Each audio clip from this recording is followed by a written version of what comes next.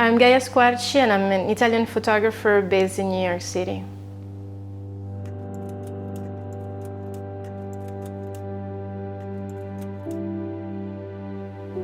In these months of lockdown in New York, I was commissioned by ICP to respond to what is happening.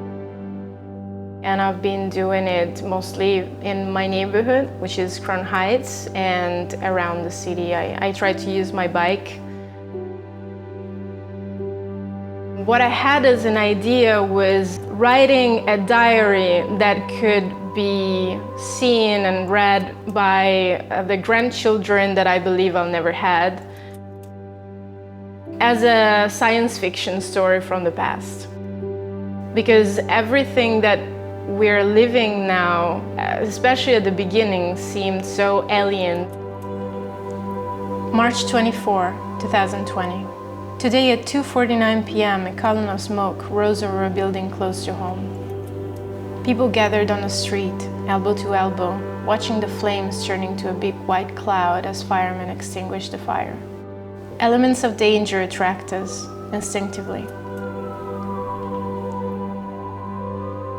A lot of people from the generations that are alive now have never seen anything so historically poignant happening, especially in the most privileged parts of the world. We're hit directly, and everyone has to find his or her own way to deal with it.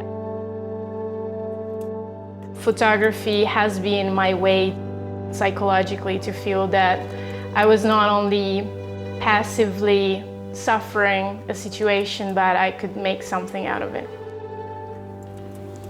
March 22, 2020. Depending on where I look these days, it feels like the apocalypse or absolute normality. And that's how I feel inside too. Moments of crisis strip us naked. And whether we're spending time alone or living with others, there's nowhere to hide.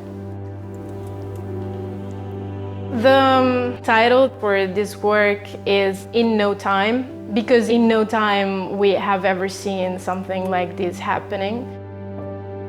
I really wanted to convey the feeling that time had stopped.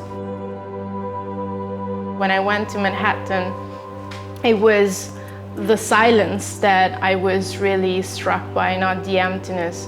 You could hear a bicycle go by or the steps of a couple of people walking, and for anyone who's ever been in Manhattan, that's really an eerie experience. To convey this feeling of stillness, I tried to work with images in a way that was filtered in the subway through CCTV cameras or through reflections, without trying to tell complete stories, leaving the interpretation open-ended. New York is a really big character of this work. It's sites that have to do with money and with shallow human relationships, and then I've seen it wounded. And I've started to try to get to know it again under a different light. If I've learned anything from this work is that no matter what happens, we're always running away from that moment where we need to confront each other and ourselves and our limits. And we need to accept that not everything is under our control as human beings.